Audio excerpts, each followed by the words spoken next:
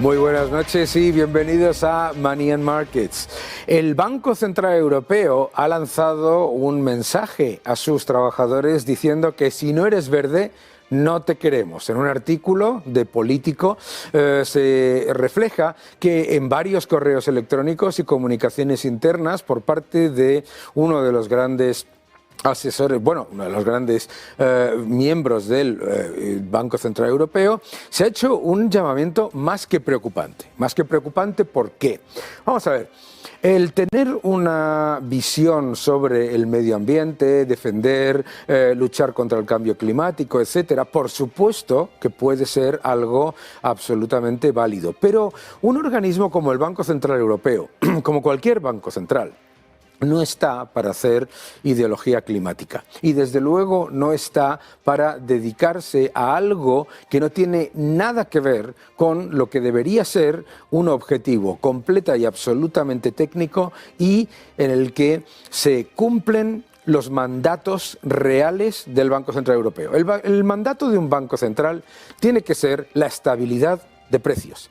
El mandato de un banco central es la estabilidad de precios y en el caso de la Reserva Federal le puedes añadir un mandato de máximo empleo, pero el máximo empleo solamente puede venir primero de la estabilidad de precios. ¿Por qué? Porque que haya máximo empleo con destrucción del poder adquisitivo de la moneda lo que genera es empobrecimiento generalizado. Tú puedes tener un empleo, pero si el salario real que estás recibiendo se destruye y tus ahorros en depósitos se destruyen, eso no es el mandato de un banco central.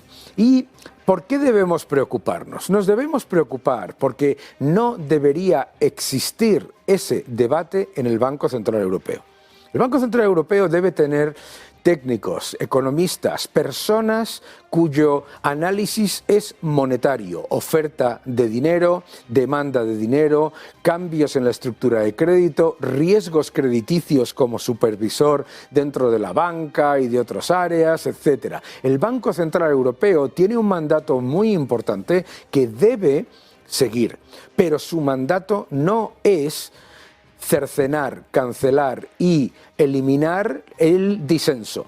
En un banco central tiene que haber debate, porque si no hay debate en el momento en el que entra esa falacia del consenso, lo que ocurre siempre es que se fracasa en el objetivo de la estabilidad de precios y por lo tanto se empobrece a la gente. Un banco central no está para decidir si hay que luchar contra el cambio climático o no. Eso es política fiscal. Y dentro de la política fiscal, los gobiernos tienen que presentar ante los ciudadanos aquello que no solamente respeta al medio ambiente, sino también mejora la prosperidad de los ciudadanos y fortalece el crecimiento. Por lo tanto, en el momento en el que un banco central pone en segundo plano la estabilidad de precios y pone en primer plano algo tan completamente volátil y, por supuesto, debatible como la lucha contra el cambio climático, ¿qué es lo que ocurre? Lo que ocurre es que se abandona la estabilidad de precios y, por supuesto, se empiezan a introducir políticas monetarias que lo que hacen es empeorar el poder adquisitivo de la moneda. Claro, cuando el Banco Central Europeo no está para decidir ganadores y perdedores, el Banco Central Europeo no está para decidir quién debe ser el que financia qué actividades. Si hay algo que hemos aprendido en la historia, es que la planificación central es siempre un fracaso, siempre un fracaso.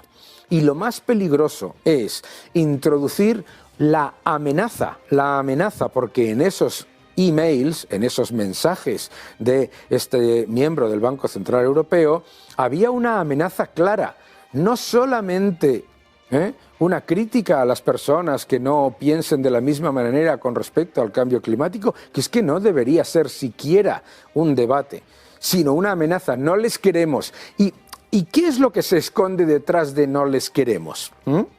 En realidad, como ocurre con la Agenda 2030, detrás de esa supuesta obligatoriedad de tener la misma opinión y la misma forma de pensar con respecto a los objetivos climáticos, lo que se esconde en realidad es el caballo de Troya de que no puede haber personas en el Banco Central Europeo que no defiendan el neokeynesianismo destructor, que lo que está haciendo es hundir el poder adquisitivo de la moneda y destruir la capacidad de los ciudadanos de salir adelante en un entorno en el que la inflación no está bajo control, desde luego, y en el que el Banco Central Europeo ha incumplido su mandato.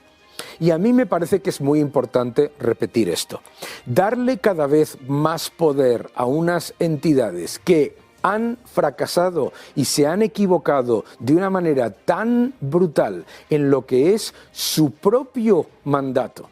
Es decir, un organismo que tiene miles de personas, técnicos, personas que saben perfectamente, resulta que ha abandonado el análisis de los agregados monetarios. Abandona el análisis de los agregados monetarios, se equivoca con la inflación, se equivoca con el crecimiento.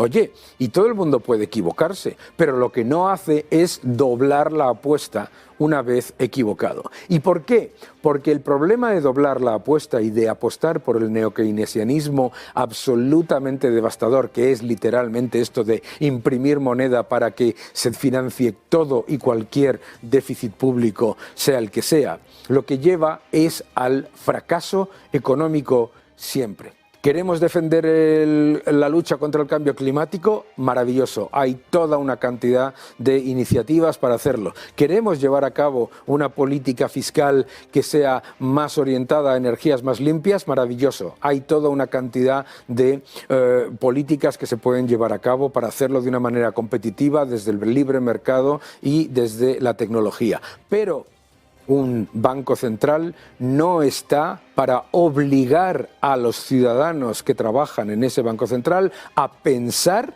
lo que se le ocurra a una de las personas, porque el consenso, mis queridos amigos, no es el progreso. El consenso es la garantía de la mediocridad.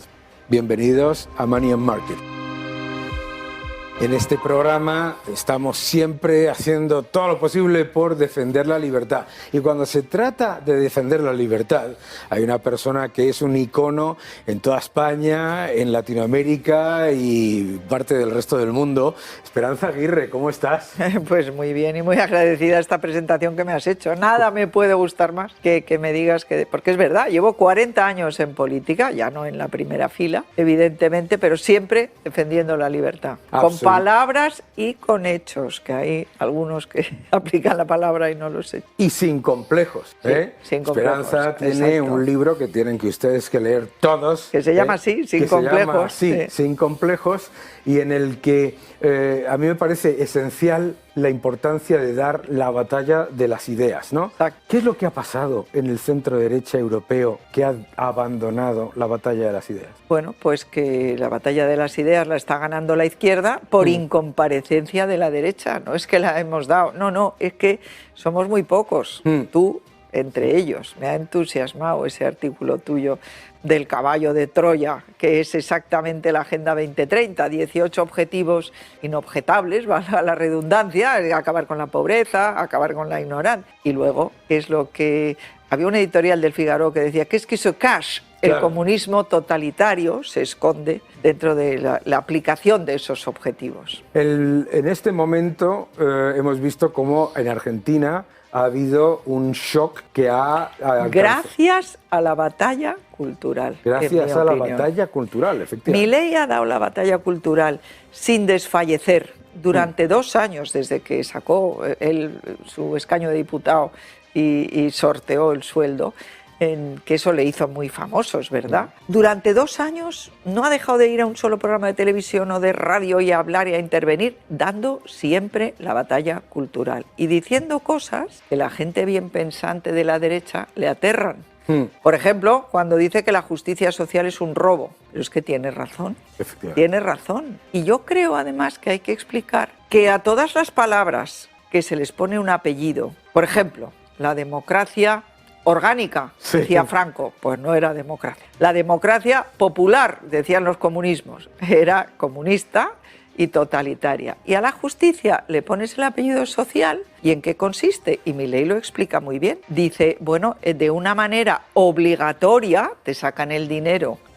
Porque, a ver, me parece que dijo en Davos, ¿quién de ustedes paga los impuestos con gusto? Pues nadie. Claro. Y entonces te lo sacan de una manera, no sé decir violenta, pero vamos, Sí, coercitiva. coercitiva era lo que quería decir. Y luego se lo dan al que ellos quieren, sin decirte ni dónde lo van a aplicar, ni nada, a lo que les parece a ellos bien, a un sindicato, a una ONG muy woke, a lo que quieran ellos. O sea, y entonces, claro, deja de ser justicia. Absolutamente. Porque en realidad acaba convirtiéndose, pues eso, en un Robin Hood. En aleatoriedad política. Exacto. Es que lo que llaman justicia social es aleatoriedad política. Es que lo que le convenga en cada momento al político que está en el poder, eso se considera justicia. Fíjate lo que está ocurriendo en España ahora, ¿no? Con las amnistías, etcétera. Ah, bueno, que te dicen que es la convivencia. No, señor, es la conveniencia. Exacto. Y además es corrupción, porque comprar 7 votos a cambio de impunidad para unos delitos gravísimos es corrupción. Efectivamente. Creo yo. Claramente corrupción. Es que además, como se diluye el concepto de corrupción y resulta que no se trata porque no deja de ser comprar votos al final. Claro, es compra, pero es que lo dicen, lo han firmado. Está firmado. Está por escrito. Está por escrito. Han comprado los votos. Y para dar la batalla cultural, empezamos por, obviamente, todo lo que tiene que ver con recordarle a la gente que ninguno de esos 17 objetivos que dice defender la Agenda 2030 se defiende desde el socialismo y desde el No, al contrario. Claro. Desde el socialismo lo único que hacen es hacer a los pobres cada vez más pobres, a la gente cada vez más dependiente, ahuyentan el talento. Es que es absolutamente disparatado. Y yo creo que nuestra batalla cultural también, aquí en España al menos, tiene que consistir en explicar que nosotros no somos anarcocapitalistas como nuestro buen amigo Jesús Huerta de Soto, al que yo quiero mucho, además creo que ha hecho mucho, pero los liberales nos diferenciamos de los anarquistas en que sí creemos que tiene que haber un Estado, pero un Estado pequeño que se ocupe y bien de lo que se tiene que ocupar. O sea, lo contrario que hace España y me temo que Europa. ¿De qué se tiene que ocupar el Estado? Pues de la seguridad interior. La policía y la Guardia Civil resulta que esas están desatendidas aquí. La seguridad exterior o la defensa, resulta que no damos el 2% del presupuesto para nuestra defensa, sabiendo que tenemos a un asesino como Putin absolutamente dispuesto a todo. Últimamente ha puesto en busca y captura a la presidenta de Lituania por haber suprimido las estatuas que favorecían al comunismo. Bueno, seguridad interior, seguridad exterior y la justicia. Y punto. Todo lo demás, si lo puede hacer mejor la empresa privada, ¿por qué razón? Es que lo público, dicen aquí lo público, sanidad pública. Pero, oiga, vamos a ver, me parece muy bien la sanidad pública, pero ¿por qué no puede la sanidad privada con una empresa especializada hacer lo mismo si cuesta menos dinero y da mejor servicio? ¿Qué es lo que está ocurriendo? Claro, es que tú eso lo explicas muy bien y lo explicaste durante muchos años muy bien. La gran diferencia entre un servicio público y la titularidad pública. ¿Por qué tiene que estar organizado, gestionado y mantenido? Por funcionarios. Por funcionarios, claro. Porque eso ya no es sanidad pública, eso es sanidad política. Claro. Entonces hay que explicar que los servicios públicos pueden, de acuerdo con la ley hace muchísimo tiempo, gestionarse directamente o indirectamente. Incluso la ley hablaba en el siglo, yo creo que a principios del XX o el XIX, de la gestión interesada, es decir, que la administración podía ir a medias con el gestor. En la Plaza de Toros de Madrid ha pasado durante mucho tiempo. Y, a ver, la cuestión fundamental, para mi modo de ver, es que somos administradores. Los políticos, cuando están en el poder, somos administradores. ¿Y a qué nos tenemos que dedicar? Pues a lo que nos tenemos que dedicar, no a lo que se dedican hoy en día, porque solamente los nombres de los ministerios a mí me aterran.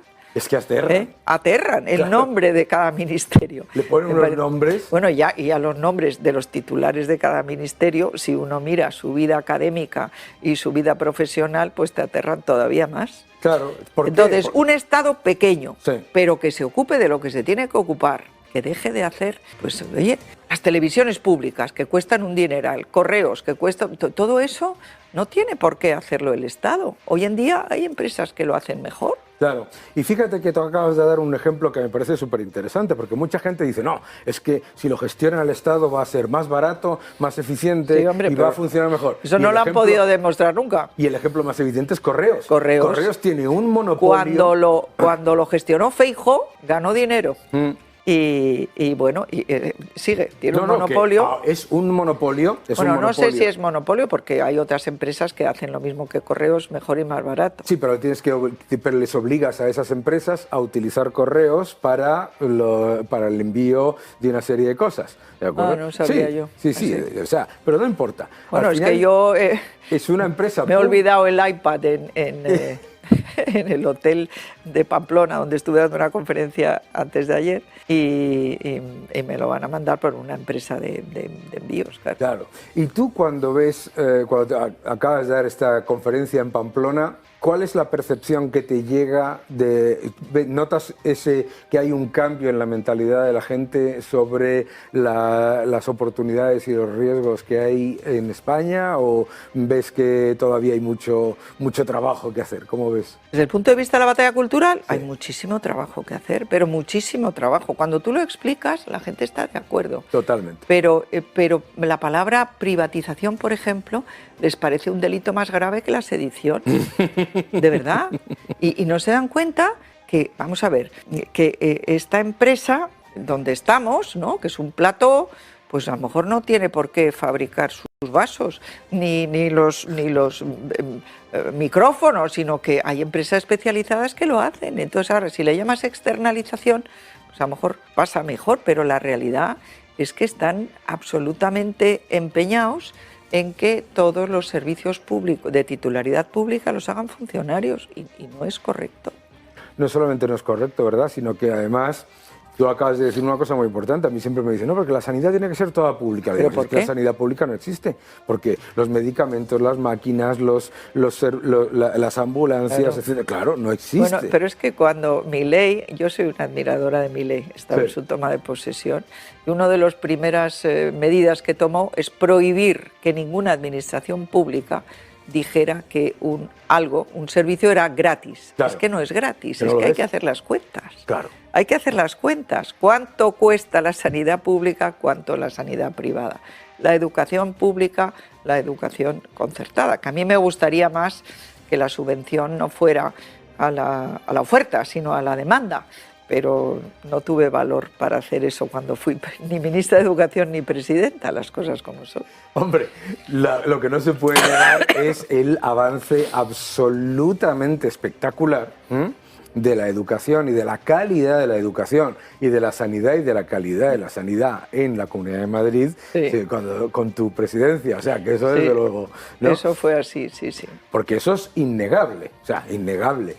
Y yo creo que eso también... ¿Qué hubiera pasado en la pandemia Sí. si los privados, porque fueron los particulares, gracias a que la Unión Europea no dejaba tener déficit, entonces nosotros sacamos a concurso una serie de parcelas para que se construyeran hospitales, 11 en total, y luego a los 30 años revierten a la Comunidad de Madrid. Entonces ellos tenían que poner el dinero para la construcción del hospital y la gestión durante los 25 o 30 años, me parece que son. Ya han pasado bastantes. Claro. Es que es muy importante poner eso en valor por otro factor, Esperanza, que es el siguiente. En el debate, los liberales, inmediatamente, lo primero, y está pasando ahora con Milei, en el momento en el que no estás haciendo todo perfecto a la vez y en el momento uno, 100%, empieza el ataque de los propios, ¿no? En vez de entender que el conseguir algo como lo que se consiguió en la Comunidad de Madrid es un trabajo de mucho tiempo y luego se recogen los frutos. ¿No te parece frustrante esa especie de locura de que los liberales exigen que todo tiene que ser completa y absolutamente liberal hoy? Bueno, a mí me parece que Milei, que tenía preparadas 300 no sé cuántas medidas, que me parecen todas ellas estupendísimas, de desregulación, bueno, una que es genial es quitar la pauta, que la pauta es el dinero que se paga a los medios de comunicación. Y claro, a los medios de comunicación no les gusta que les quiten las subvenciones, pero tienen también que acostumbrarse. Es que eso, mientras Bueno, pero creo que ha conseguido que no haya déficit. Bueno, ¿no? Eso, pero en enero. En un mes y pico. En un mes, sí, claro, sí. Es que todas esas cosas... Llegó el día de diciembre y en el mes de enero ya no tiene déficit. Hombre, son factores absolutamente claves. Yo creo que eso... Y esto es otra cosa que te quería preguntar, ya terminamos, que es, mucha gente dice, no, mira, Daniel, es que las medidas de liberalización se tienen que poner gradualmente. Sin embargo, siempre que viene el intervencionismo, eso sí que tiene que ser inmediato, contundente y con el máximo la máxima cantidad de dinero. Y además lo hacen sin la menor protesta por parte de los liberales. Los liberales parece ser que protestamos cuando hay un liberal en el poder. Es increíble. A mí no me ha pasado, las cosas como son, ¿eh? Y he estado muchos años en la primera fila. Bueno, el Ministerio de Educación es verdad que quise sacar un Real Decreto Ley por el cual... No, un Real Decreto por el cual, sin ley, un Real Decreto por el cual se establecía la libertad de elegir colegio por parte de los padres y el Consejo de Estado lo informó en contra. Fíjate. Fíjate. Que ese es otro que tenemos que luchar, claro, por eso es tan importante la batalla cultural, porque también las instituciones se nutren... Las instituciones las está tomando todas en España. Bueno, la lista está en Twitter y en todas partes, es impresionante todo lo que han tomado estos señores. Pero, bueno, quedan los jueces. Claro. Vamos a ver qué es lo que pasa con la ley de amnistía, que es el disparate mayor, porque ahora ya, bueno, pues ahora vamos a distinguir entre terrorismo light, bueno, y el que atenta gravemente contra los derechos humanos. O sea, que te quemen el coche, atenta gravemente a los derechos humanos. No, que el coche... A ver, ¿y quién lo decide? Bolaños. Efectivamente, claro, porque es la aleatoriedad política. Ni siquiera es decidir si que te quemen el coche es bueno o malo, sino lo que le venga bien en su momento a Moncloa, ¿verdad? Claro, efectivamente. Peligrosísimo ese avance en las instituciones, porque puede pasar que el que venga detrás se encuentre con unas instituciones que siguen tomadas por el socialismo. Bueno, y lo malo es a ver si es capaz de destomarlas. Pero bueno, yo creo que ayer hemos tenido una noticia magnífica, que para mí no solamente es el triunfo del Partido Popular, que yo soy un miembro del Partido Popular y me alegro muchísimo por los gallegos, por el presidente Rueda y por Feijóo, pero la mejor noticia es que el socialcomunismo que nos gobierna, o sea, el socialismo del siglo XXI, que es como se le llama ahora la Internacional Comunista, ha tenido 9 escaños del PSOE y 0 de los comunistas de Sumar, a pesar de que doña Yoli ha ido a ver al Papa, ha ido a las playas a coger los pellets, pues 0 escaños. 0. Estaba buscando ahí votos, ¿eh? Exacto, ha encontrado más bolitas que pues votos. Es una magnífica noticia. No sé cuántos escaños hay en total, si 38 es la mayoría absoluta, 70, debe haber 75, ¿no? O algo así. No me lo sé exactamente. Pero el caso es que de 75, 9. Efectivamente. 9. De los socialcomunistas que nos gobiernan, pues a ver si conseguimos echarlos y cuanto antes. Lo cual demuestra 2 cosas. Número 1, que a pesar de controlar las instituciones, muchos medios de comunicación, etcétera, las cosas no les salen como quieren. Número 2, que hay que dar la batalla cultural. Desde luego. Mil gracias, Esperanza. Gracias a ti, Dani, por tenerme, me hace mucha ilusión. Y además te quiero felicitar por el artículo del caballo de Troya. Muchísimas gracias porque... aunque yo soy de ciencias y no sé muy bien si el caballo se llevó a Troya o los que estaban dentro eran troyanos, eso se lo tienes que explicar tú a los espectadores. Se lo explicamos porque la utilización del caballo de Troya es que es lo que se está haciendo con objetivos aparentemente buenos que todo el mundo... No, objetivos en realidad muy buenos, claro. pero en cuanto le metes resiliencia, ¿cómo es? Sostenibilidad y todas esas palabras... Es el método, claro. Exacto. Te dicen, no, es que a reducir la pobreza, como diga yo, y luego no reduce la pobreza. No, pero ¿cómo van a reducir? Lo dice muy bien, no sé quién era el maestro liberal que lo decía, cuando uno quiere conseguir la igualdad restringiendo la libertad, no consigue la igualdad. Claro. Y cuando uno lo que quiere es conseguir la libertad, lo que sí Efectivamente. consigue es más igualdad. Claro, el socialismo nunca redistribuye de los ricos a los pobres, redistribuye de la clase media hacia los políticos. Pero bueno, si es que además, a ver, redistribuir es una cosa que quieren ellos. Claro. Nosotros queremos Crear exactamente. Crear riqueza, esa es la cosa. Sí. Mil gracias, Esperanza, es un gusto, un honor, un placer. Gracias por venir a mi programa. A ti, Daniel, y enhorabuena por tener este programa. Gracias. La muerte fiscal de los países endeudados. Este es el concepto que ha acuñado el gran economista Arthur Laffer en sus últimos mensajes sobre la situación absolutamente ridícula de unos países que siguen entrando en gigantescos déficits, y las últimas proyecciones de la Oficina del Congreso de Estados Unidos nos muestran una situación mucho más que preocupante. El mercado sigue ignorando el riesgo de una crisis de deuda, porque como siempre pasa hasta el momento en el que salta, pues el mercado, como si no pasase nada, ¿no? El riesgo se acumula lentamente y salta muy rápidamente. Para hablar de todo ello, tenemos a nuestro buen amigo y colaborador regular, mi querido amigo Pablo Gil. ¿Cómo estás, Pablo?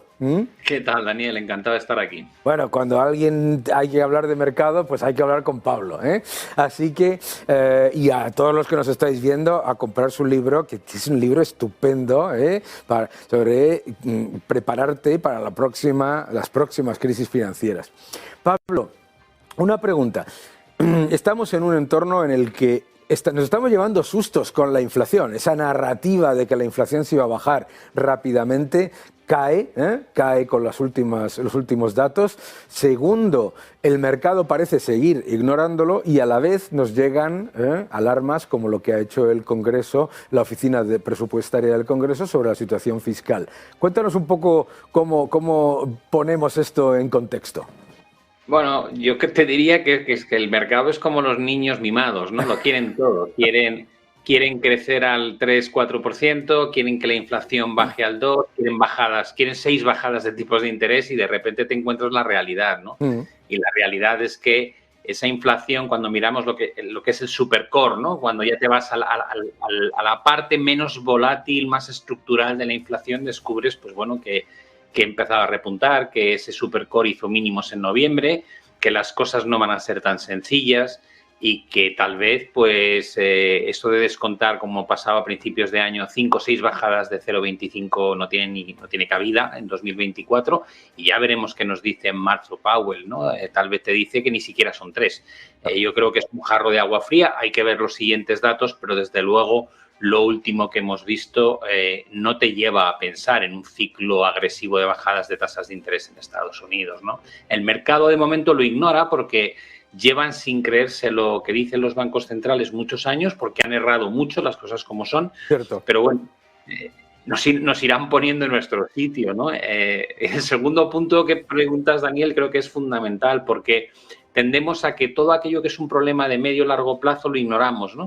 Hasta que nos estalla en la cara. Y el déficit fiscal y la deuda pública que se acumula en muchas economías como la estadounidense, pues yo recuerdo cuando tú y yo estábamos al principio, veíamos siempre políticas fiscales que eran contracíclicas, que decías, bueno, entras en una crisis, recesión, abren el grifo de la expansión fiscal, intentan minorar el impacto de la falta de crecimiento, pero cuando Donald Trump empezó con esas bajadas de tipos de interés en periodos donde crecía la economía, se abrió una sensación para los políticos de, bueno, es que podemos estimular la economía cuando no hace falta, y qué bien quedamos. Y desde entonces lo que hemos visto es, pues, que los políticos, primero Trump y después Biden, pues se dedican a mantener estímulo fiscal a pesar de que el ciclo es expansivo, y eso les lleva, pues, a los disparates que estamos viendo. Tú mencionas CBO, bueno, pues es que esas presunciones que hacen están además basadas en un entorno idílico, ¿no? Donde no hay recesiones, donde se crece de forma ni demasiado fuerte ni demasiado débil, donde la inflación se estabiliza en el punto donde ellos quieren. Eso nunca ha ocurrido, ¿no? Claro. Y a pesar de eso, con esos datos, fíjate dónde se van el pago de intereses los próximos 10 años. Yo me fascina que nadie esté preocupado porque la primera economía del mundo esté de alguna manera financiando crecimiento a base de un endeudamiento crónico en el que ha entrado pues prácticamente en los últimos 15 años, 20 años, las últimas 2 décadas. Claro.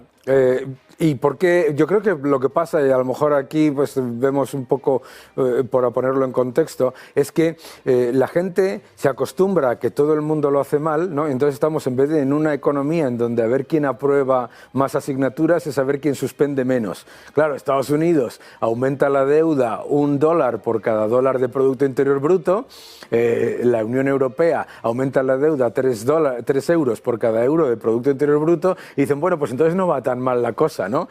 O sea, es un concurso a ver quién engorda más. Pero claro, a mí lo que me gustaría que nos centrásemos, si te parece, es en explicarle a la gente que eso siempre genera efectos negativos. Es decir, la gente se ha venido a creer que aquí no pasa nada, y sí pasa, ¿verdad? Sí, yo mira, tengo la sensación de que cuando tú eres fiscalmente irresponsable, en determinadas cotas se puede solventar el problema sin grandes daños, pero cuando te vas ya a niveles de endeudamiento tan elevados y unos déficits públicos tan grandes como los que mantiene Estados Unidos, estás hipotecando el crecimiento futuro de la economía, ¿no? Y Claro. Lo hemos visto en casos extremos como Japón, lo hemos visto en Italia, son países, en Italia no crece nada desde el año 2006, Japón prácticamente ahora estamos volviendo, estamos con datos de PIB equivalentes a los del año 1992, después de 30 y tantos años. Creo que meterte en este entorno es peligroso y como decíamos hace ya muchos meses, si estuviese cambiando la estructura a nivel global y la inflación se estabilizase, no digo en cotas del 6-7%, simplemente que se estabilice en cotas del 3%, nuestro mundo, en este que hemos vivido una década con tasas de interés reales negativas, con tipos de interés nominales al cero, igual no volvemos nunca más ahí. Claro. Y claro, si te has endeudado tantísimo durante los últimos 15, 20 años y de repente tu realidad es que los tipos no son el 0, sino que son el 3%, te tienes que plantear cómo de viable es tu modelo económico, ¿no? Yo creo que Estados Unidos es algo que vamos a ver a lo largo de lo que queda de esta década, hasta qué punto ese endeudamiento crónico de muchas compañías, del gobierno, es compatible con un coste del dinero en torno al 3% de forma normal, de forma estructural, ¿no? Y es algo que mucha gente en los mercados no entiende, porque llevamos con este dopaje fiscal y monetario desde el año 2009, que ha empezado a invertirse en 2022, pero que probablemente ni siquiera hemos visto todos los efectos de esas subidas de tasas por parte de la FED.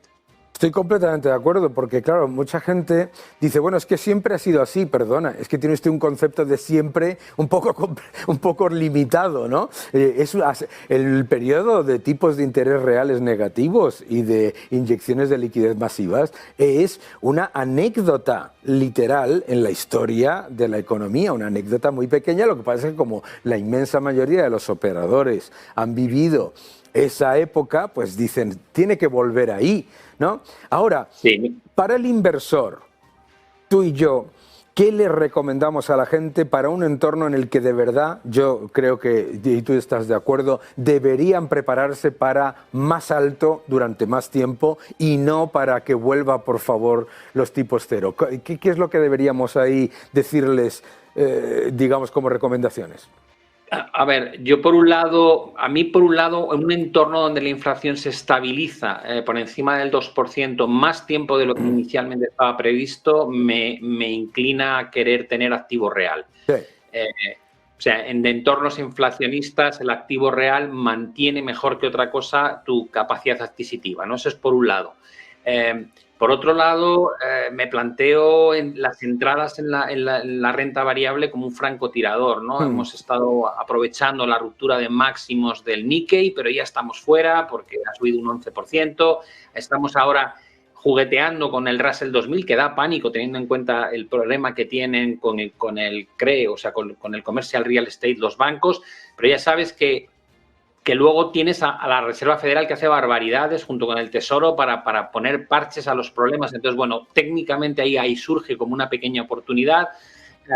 Yo creo que el gobierno chino y el Banco Central chino van a manipular la bolsa como haga falta con tal de que se produzca un rebote, con lo cual técnicamente a mí también me gusta. Bueno, Lo que no me apetece es el buy and hold, no me apetece, o sea, no me creo el montarte y quedarte. Yo entro y salgo sabiendo que estamos generando una percepción de las bolsas que tiene unas grietas debajo enormes, como estas que hemos dicho fiscales, y yo leía un artículo este fin de semana, tienes gente tremendamente relevante que llevan toda la vida en los mercados y que son ejemplos a seguir, como el Ray Dalio, Jamie Dimon, Jeff Gullah, el propio Powell en la entrevista de 60 minutos, Philly Swagel, todos ellos diciéndote, señores, el problema fiscal que tenemos es de una envergadura brutal y va a provocar una crisis severa.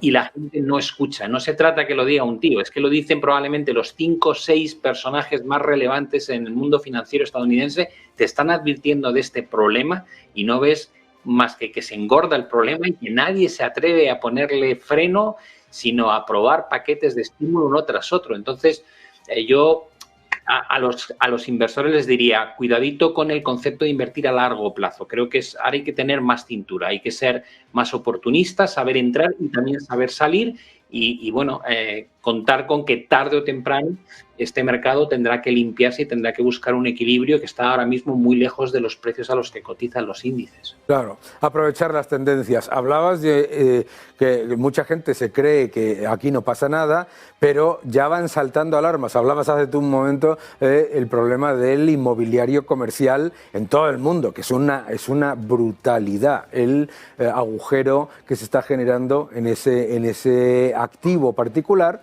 Pero no solamente está pasando ahí, hay otros puntos en los que empiezan a mostrarse elementos de riesgo. Y hablabas del problema fiscal y claro, la gente dice, bueno, es que lo dicen 5 personas o 6 personas, no, lo dice la historia. Lo dice la historia. La historia. No existe el concepto de entrar en agujeros fiscales de esa magnitud perennes sin que termine con un problema mucho mayor. Cuando miras activos reales, hemos hablado de, bueno, pues diferentes opciones. ¿Cómo ves tú el oro en este entorno, en ese...? A mí me gusta. Yo sé que hay un estudio de largo plazo que te dice que con los tipos de interés reales positivos el oro tiende a hacerlo peor. Digo, no, es verdad, es cierto que históricamente ha sido así, pero también estamos viendo cómo se rompen muchas reglas, ¿no? A lo largo de los últimos años, precisamente por esta sobreintervención de bancos centrales. Y son ellos los que están comprando más oro, por cierto, ¿no? Claro. Con lo cual han pasado de ser árbitros a ser jugadores de pleno derecho, ¿no? Y ellos cabecean en los córners, meten goles. Es una sensación un poco de decir, bueno, pero esto no es el fútbol que yo aprendí, ¿no? Hace 4 décadas. Yo creo que tener activo alternativo a todo lo que es los modelos fiat es interesante, ¿no? Porque cómo juegan con la masa monetaria, cómo crean dinero de la nada, cómo lo invierten en deuda improductiva. Eso al final solo genera un efecto y es la pérdida de capacidad adquisitiva de tus euros, dólares, libras, yenes, lo que tengas, ¿no? Por tanto, a la hora, digamos, de analizar a largo plazo, igual que digo, yo a largo plazo no me caso con la bolsa, sí me caso con el activo real. Digo, yo quiero tener inmuebles, quiero tener oro, quiero tener algo de criptos, quiero tener cualquier cosa que de alguna manera sea capaz de no seguir el patrón de la pérdida adquisitiva que tiene el dinero, porque es que este crecimiento de la masa monetaria, si lo hemos conocido toda la vida, la curva de demanda y oferta, si creas tanta oferta de algo, pierde su valor. Si es que yo no sé cómo la gente no lo entiende, en los telediarios lo ves todos los días, ¿no? 7,5% de subida en la alimentación. Digo, pues eso además los datos oficiales no son la realidad de lo que pagamos los ciudadanos. Si vieses lo que hemos perdido de capacidad adquisitiva desde el año 2020 no es un 20%, es muchísimo más. Bueno, eso no te lo van a devolver. Tampoco se le cuenta a la gente que porque la inflación te retorne al 2% tú recuperas nada. Que va, sigues perdiendo capacidad adquisitiva, pero a un ritmo más lento.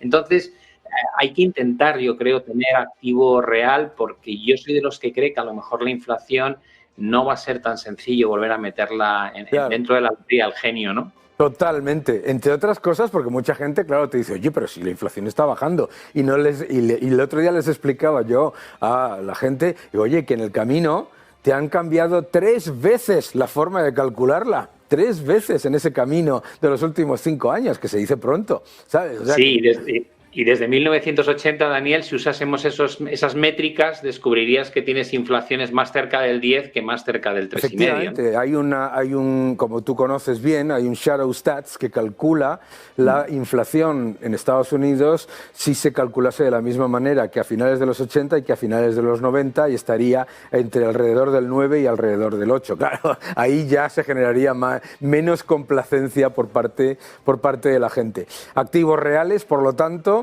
mucha cautela con las tendencias, conocer las tendencias, pero no evitar lo que es la realidad y saber que los problemas que se van acumulando luego saltan, ¿verdad?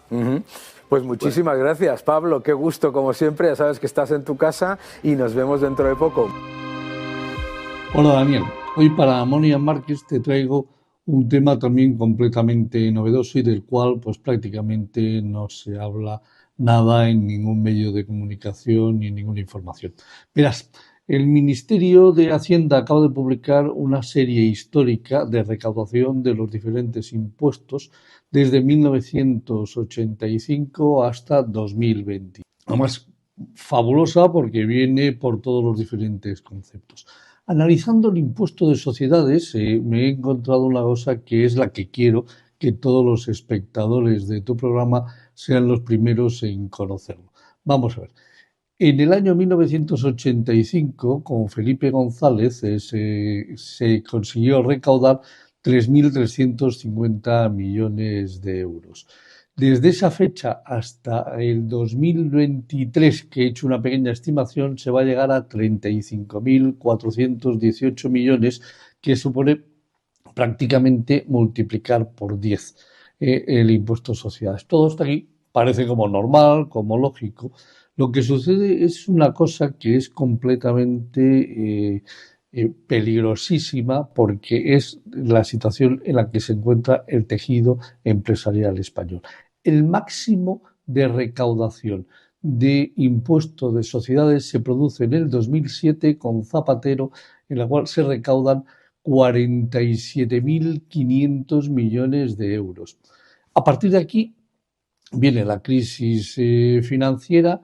Sabemos que ahí se pierden aproximadamente 700.000 empresas, desaparecen en nuestro tejido empresarial, y a partir de aquí nunca hemos vuelto a alcanzar la cifra de 47.000 millones de recaudación. Fíjate que en el mejor de los casos este año recaudaremos 35.500, que son 12.000 millones menos de lo que se recaudó en el 2007.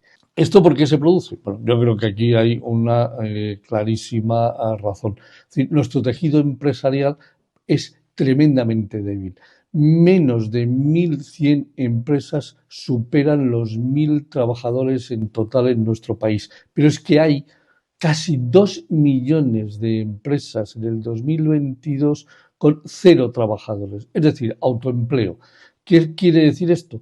Empresas tremendamente débiles que cuando viene una crisis, la crisis se las lleva por delante. Pero es que además, con este gobierno, no solamente no hemos hecho ningún plan para tratar de corregir este tema, es que el tejido empresarial está siendo atacado permanentemente por cualquier razón, con temas especiales de impuestos para las grandes empresas, sin negociar las subidas de los salarios mínimos interprofesionales con ninguna asociación de autónomos o de pequeños y medianos empresarios, que son los que realmente sufren. Es decir, con ataques permanentes por todas las líneas, pretendiendo bajar el periodo medio, o sea, las horas medias de trabajo. ¿Qué es lo que está pasando? Bueno, pues está pasando que, en definitiva, es decir, el impuesto de sociedades se ha convertido en un impuesto, sí, que llevamos 16 años perdidos, sí, para conseguir, sí, todavía no quedarnos a 12.000 millones de euros de recaudación del 2017. La gran pregunta es, ¿tenemos que perder otra generación completa, 30 años, para recuperar los ingresos por impuestos a sociedades? Es que nos hemos vuelto locos y todavía no nos hemos enterado de que la recaudación de impuestos en este país depende de los trabajadores y de las empresas. Parece que este gobierno tampoco le quiere hacer ningún tipo de caso a este tema. Pero ahí está. La realidad es que en estos momentos y con topes de recaudación global para la agencia tributaria, el impuesto a sociedades está a 12.500 millones de euros de lo que recaudaba en el 2007. Bueno, espero que esto te haya gustado, que le guste sobre todo a los espectadores de Money and Markets, y desde aquí les mando un saludo a todos ellos y a ti por permitirme estar con todos vosotros. Nos vemos en el próximo vídeo.